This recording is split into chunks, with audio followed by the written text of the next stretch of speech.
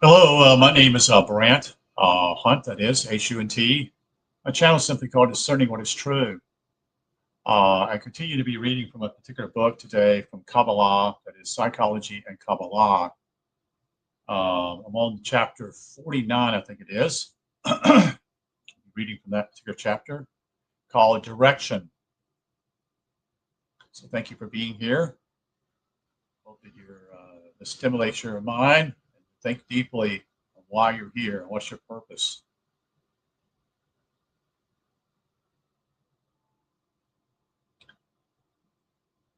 There are three general stages of development. The first is the biopsychological, the second of education and occupation, and the third is of the soul and spirit. So what he's talking about here is the dimensions of what we call your first part of your life, your second part of your life, and your third part of your life.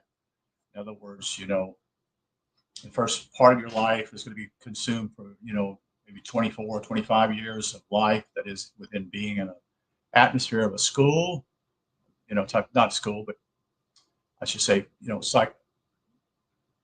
part of it's to do with your upbringing, part of it's to you going to school, but then also do you take more education? In other words, do you go extra?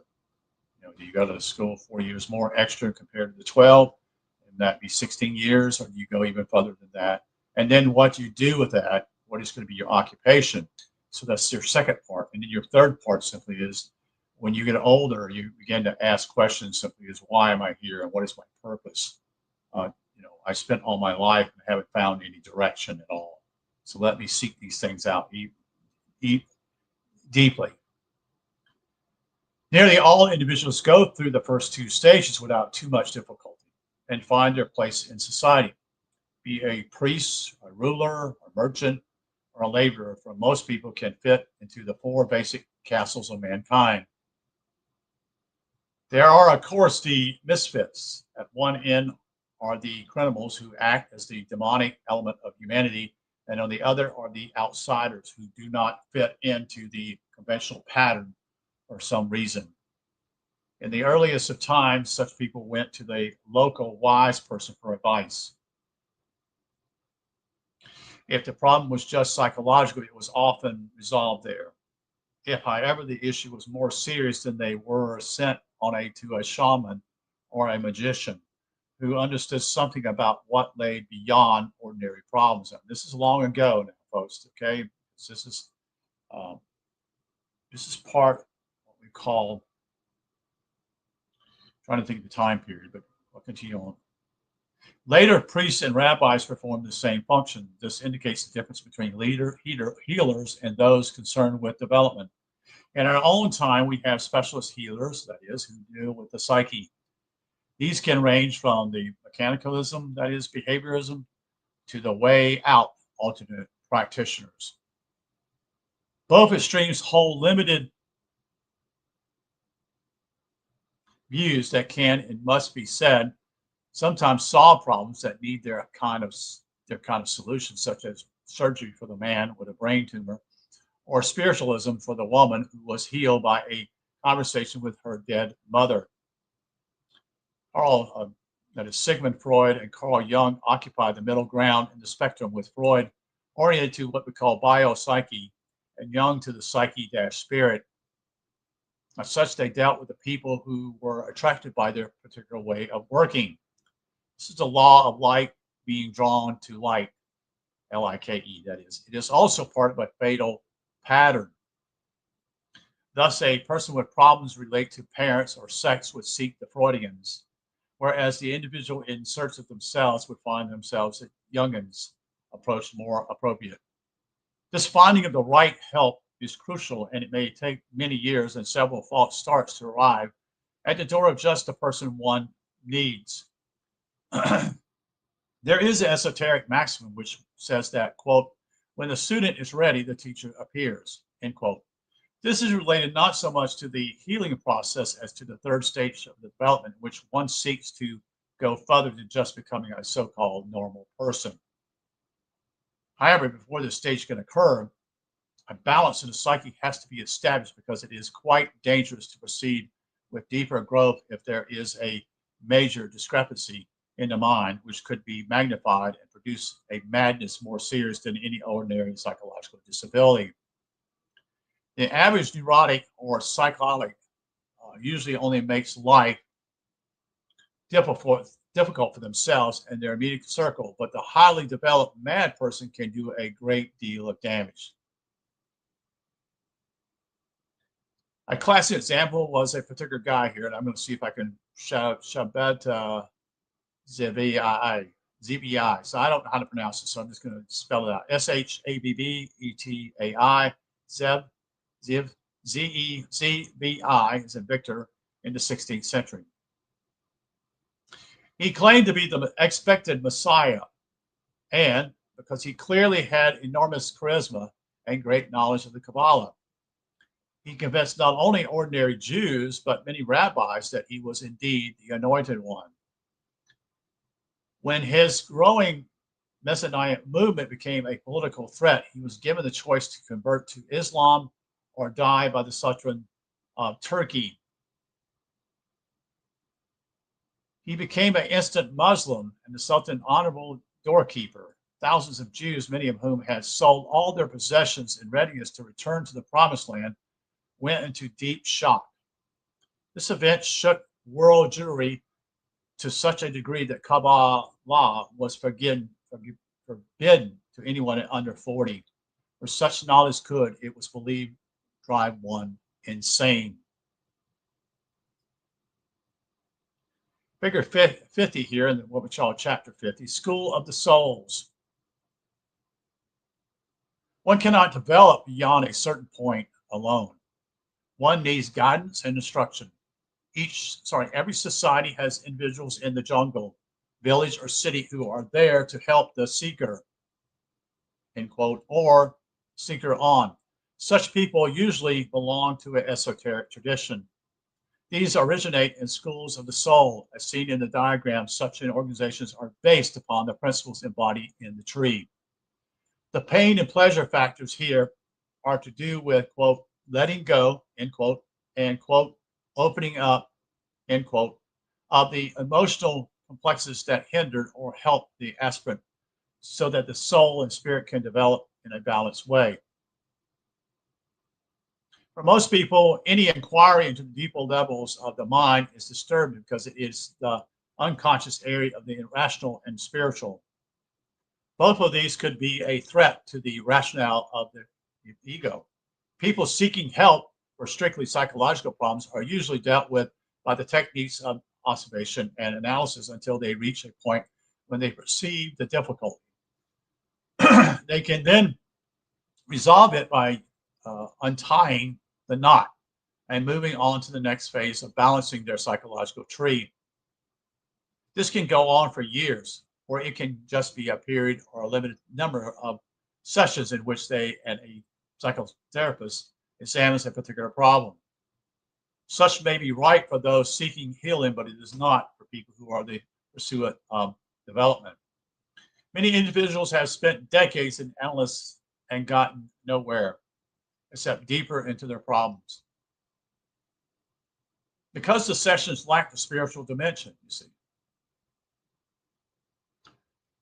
Unless the analysis or therapists themselves have such a connection or direction, the psychological process can only go round in the Yerzara circle. The healer also has to be a priest or rabbi, in that he or she must be aware of the higher worlds and familiar with their reality. This, alas, is quite rare because of the split in the West between science and religion brought about by the age of reason. Fortunately, there is a process of correction going on in that there is a renewed interest in the esoteric, even among psychologists. This is why this book has been written. This is why this book is being written. The Indian term called guru means, quote, spiritual leader, end quote. In Kabbalah, such an individual is called a Maggid, M-A-G-G-I-D. However, before people come under the construction of such a person, they are supervised by Morel, M-O-R-E-H, which means to, quote, to oversee, end quote. An analyst, that is, performs much the same functions up to a point, that they sit in the position of the temporal on the analysis tree and act as a watcher over the analysis at Yesod. The Freudians, however, do not form a personal relationship with the analyst, so that there is a relatively objective connection between the two. This allows any Yesodic ego projection on the part of the analyst to emerge and be seen upon the blank screen of analysis perfectional persona. This technique is very useful in revealing unconscious elements such as desire for approval, or manipulation, or simply resentment that may have marred the person's life. Having perceived these, the analysis can redress old imbalances, removing blockages and dissolving fixations that have distorted their tree. The skill and impartiality of the analysis of this process is tested to its limit, for the analysis has to avoid their own counter projection.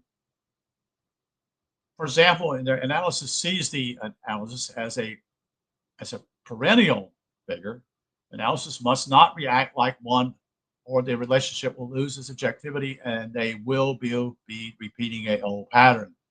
They both will be, that is. This requires the therapist to know his or her own psyche very well, which is why most analyses have been through the analytical process themselves. Here it must be said that we are still dealing with the healing operation of balancing the tree. The Jungian approach is somewhat different from the Freudian. In this, the analysis enters into a personal relationship with the analysis as a friend with an analytical background. That is, a temporal to temporal connection is established. This creates a mutual flow in which whatever emerges is examined frankly and without any Yesod double dealing. Here's the path of honesty between Yesod and temporal in action. The openness and acceptance that is generated allows many things to surface, so that, in quote here, transference, end quote, that is, any projection coming from the analyst is dealt with tactfully but firmly by the analyst, who acts as the morale, M-O-R-E-H, or quote, overseer. An instance of this is when the analyst sees his own aggression in the analysis, so that whatever the analysis says or does is perceived as a threat to his Yesod ego. If the analysis accepts the role of the aggressor, then the one who's being analyzed, that is being looked at, will inevitably take up the pole of victim, and their mutual tree will be under strain. However, if the analyst reflects the situation from temporal, then the one that's being looked upon might realize what he's doing, as he has drawn up the path of honesty out of a old ego pattern into the self. All these methods and many other devices and counter devices were used by Kabbalists down the centuries in both counseling and teaching. One 12th century rabbi asked, quote, "How can we expect me to be perfect when I am full of contradictions?" End quote. This is a very precise definition of the problems of differentiation and integration. The chief difference, however, between the psychologists and the Kabbalists is the direction.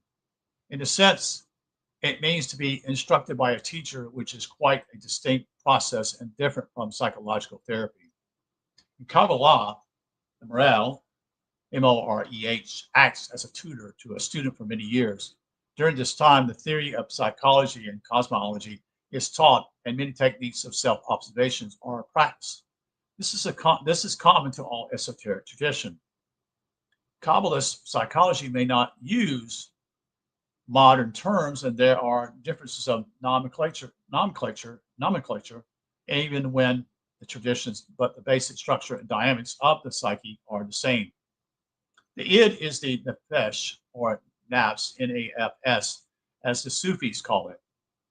And the description of Yesod and the surrounding triads are, as we have seen, an extremely accurate account of the ego and its functions. It is simply a question of translating terms into the modern idiom. During early training, a Kabbalist has to become familiar with all the aspects of the lower psyche. Exercises in action, thought, and feeling give experience of their triads and how they work through the ego at Yesod.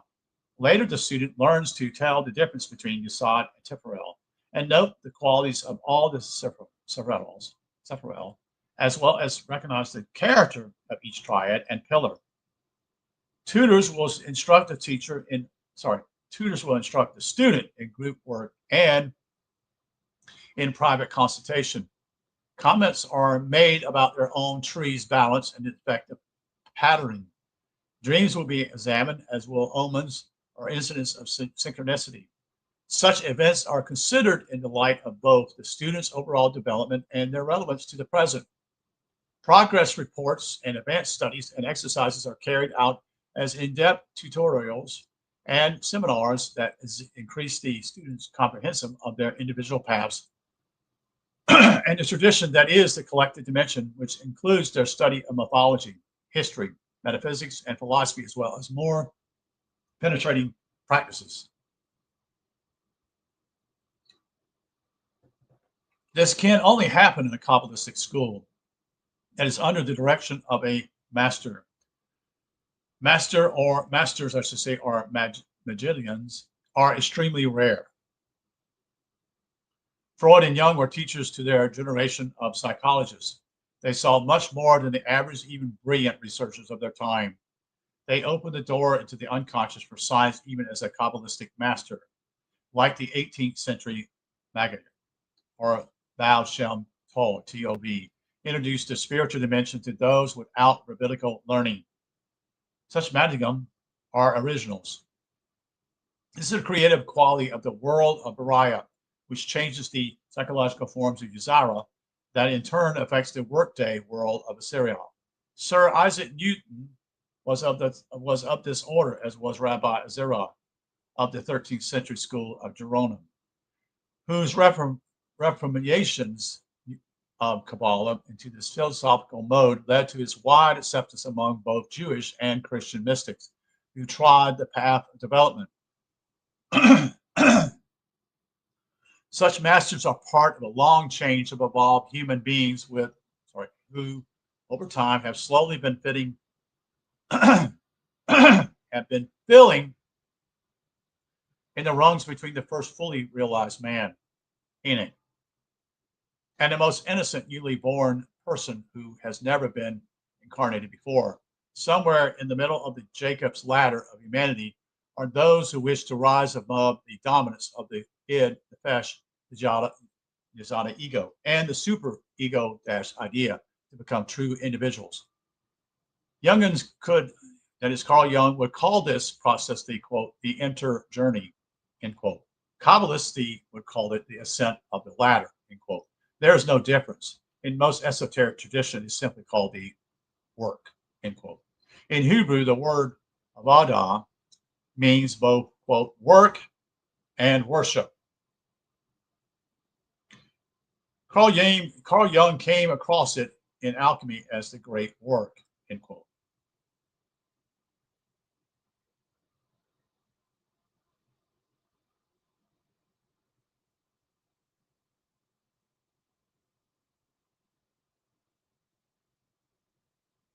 So that's the end of it. To continue reading here. Thank you for listening.